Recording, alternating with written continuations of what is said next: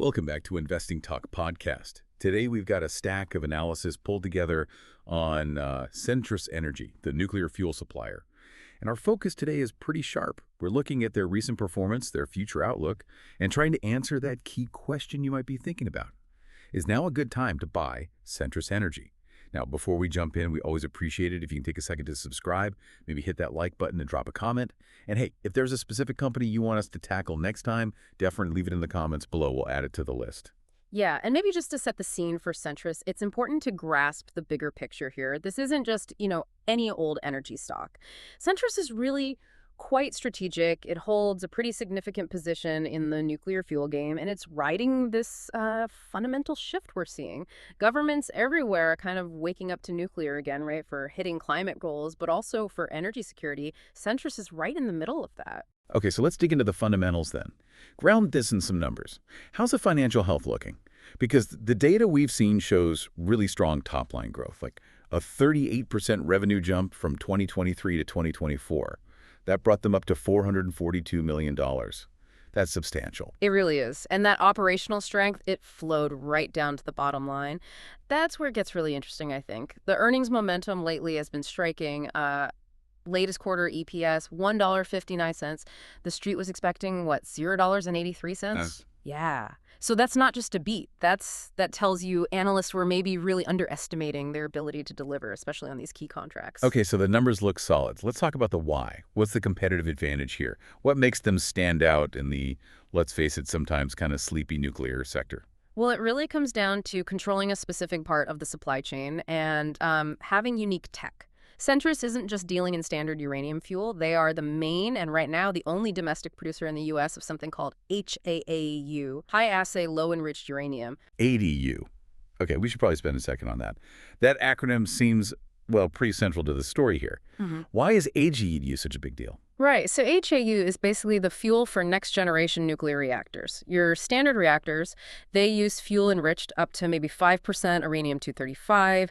HALEU goes higher, between 5% and 20%, and that higher enrichment, it's absolutely crucial. It lets these new advanced reactors, especially the small modular reactors, or SMRs everyone's talking about. Right, the SMRs. It lets them be smaller, run way longer between refueling, and just operate more efficiently. So if you think SMRs are the future, well, Centrus holds the keys to the fuel pantry right now. That definitely reframes things. It's not just about the existing nuclear plants. It's about powering, the next 50 years of clean energy, potentially? Exactly. And they're actually delivering on this edge. They just finished phase 2 of their HLEU contract, delivered 900 kilograms to the Department of Energy. That milestone basically proved they can be a reliable supplier and a really strategic and, frankly, bottlenecked part of the industry. And there's already future revenue locked in because of that success, isn't there? Oh, absolutely. The DOE already exercised part of phase 3 of that HALEU contract. So that means confirmed, secured future revenue. It's worth about $110 million, and it runs through June 2026. Think of that like a safety net,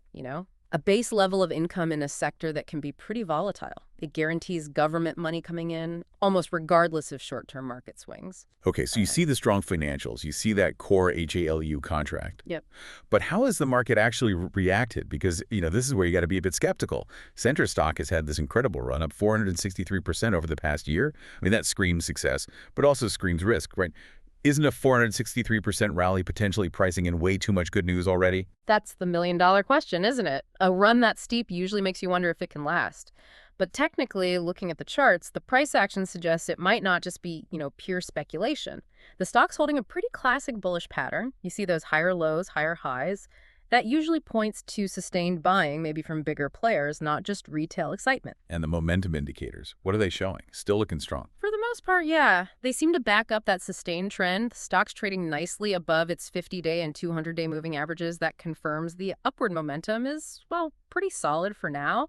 We looked at the oscillators too, RSI, MACD, and they suggest, healthy bullish sentiment. It hasn't really hit those extreme overbought levels that scream imminent crash. Not yet, anyway. That's a decent technical defense.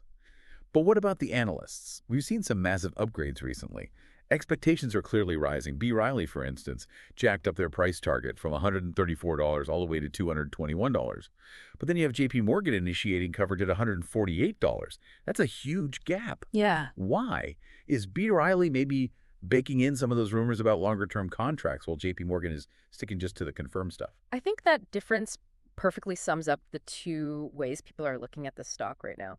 The lower targets, the more conservative ones like JP Morgan's $148, they're likely, based on what's already confirmed, right? Right. That $110 million phase 3, current enrichment capacity, maybe some steady growth in the older fuel business. Pretty straightforward. But the really aggressive targets, like that $221 from B. Riley, that almost has to include the possibility of that big multi-year HLEU expansion we've heard whispers about, which is still speculative, mind you. And it probably assumes SMRs get adopted faster than the baseline estimates. They're essentially valuing Centrus like it's going to be a critical infrastructure monopoly for advanced fuel. That wide range really shows you the policy risk involved. How fast is the government actually going to move on this stuff? Fascinating. So it's the gap between confirmed cash flow and perceived strategic necessity. Okay, so who's buying into that strategic view? Are the big institutions stepping in? Yeah, institutional interest seems to be confirming the positive story. Analysts are generally saying buy, and we are seeing positive flows like Blair William & Co., IL, they just took a new position back in October. That signals fresh confidence. And it could mean more capital coming in, especially as we get towards year-end when all those big funds have to report their holdings. Right. Okay, this brings up a key question then. The past looks strong, fine. But what's coming up? What events are on the horizon, say, in the next 3 months? That could really move the needle here. Well, there are actually several potential catalysts bunched up pretty close together. Financially, the big one is the Q3 2025 earnings release that's scheduled for October 23rd. Given the success we've talked about, if they confirm strong HLEU production or even hint more strongly about that contract expansion, that could definitely spark another move. And then outside the company's own news, you have to watch the broader market flows. ETF rebalancing happens November 15th. If Centrus gets a bigger weighting in, say, clean energy or sector-specific ETFs, that brings in automatic buying from passive funds. Ah, the passive flows. Good point. And then, of course, December 5th, we get the institutional 13F filings. That's when we see exactly which big money managers have been buying shares. That can often trigger copycat buying. Okay, so company news, market flows. What about the sector itself? Uranium prices have been on a tear, right? Absolutely. Uranium just hit $83.50 a pound. That's the highest it's been in almost a year. And that kind of surge lifts all boats in the nuclear sector. It seems to be driven by policy support, like governments wanting secure supply, and also these physical uranium funds buying up material. Signals real concern about long-term supply. So a rising tide. Exactly. That higher price environment is just a great backdrop for anyone in the enrichment business like Centrus. It directly boosts their value proposition. And the geopolitics seem incredibly helpful, too. You had the U.S. talking about boosting its strategic uranium reserve, that's direct government demand. Right. Plus, the UK-U.S. technology prosperity deal specifically aimed at nuclear fuel independence. That seems tailor-made for a company like Centrus. Yeah, the policy tailwinds are really strong right now. And we also have to touch on the rumors, the speculative buzz. It often moves stocks in the short term, even if it's not confirmed. One persistent rumor is about a long-term HLEU contract expansion. Maybe 8 years. Wow, 8 years. If that happened, that basically locks in their revenue stream way out into the 2030s. Precisely. It totally changes the narrative from just a few years of secured income to potentially a multi-decade position, almost like a monopoly. We also hear whispers on the supply side.